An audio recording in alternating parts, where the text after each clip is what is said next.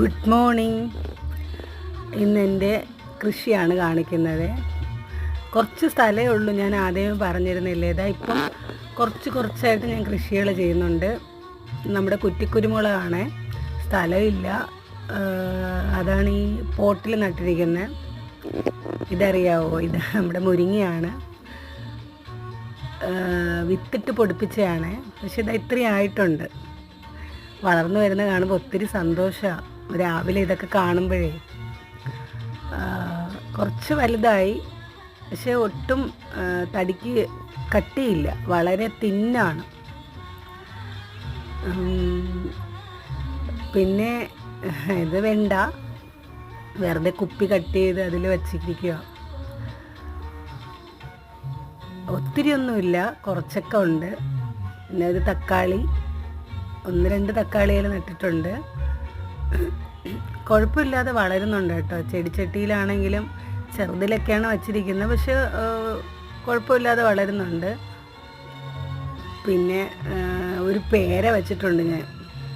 അത് എത്രത്തോളം സക്സസ് ആവും എന്ന് പറഞ്ഞാൽ, ചെറിയൊരു പേര ഞാൻ വളർത്തിയതാണ്.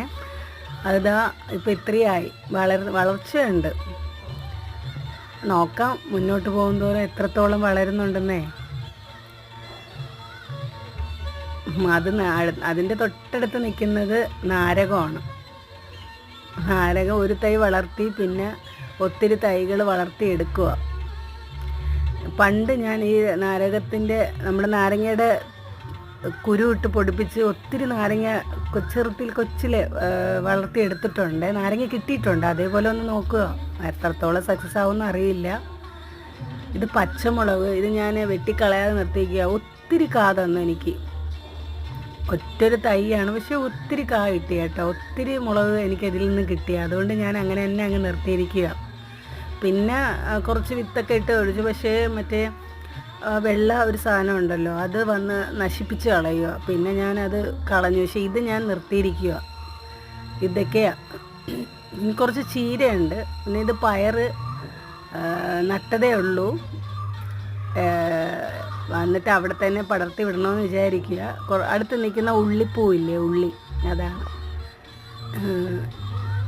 നല്ല വളർന്ന് കാതരുമെന്ന് വിചാരിക്കുന്നു. നമ്മുടെ വഴുതന, ഇത് ഒത്തിരി കാതന്നതാട്ടോ. ഒറ്റ ഇതുപോലെ ഞാൻ പിടിപ്പിച്ചെടുത്തതാണ്, പക്ഷെ ഒത്തിരി കാതന്നു. ഈ ഒത്തിരി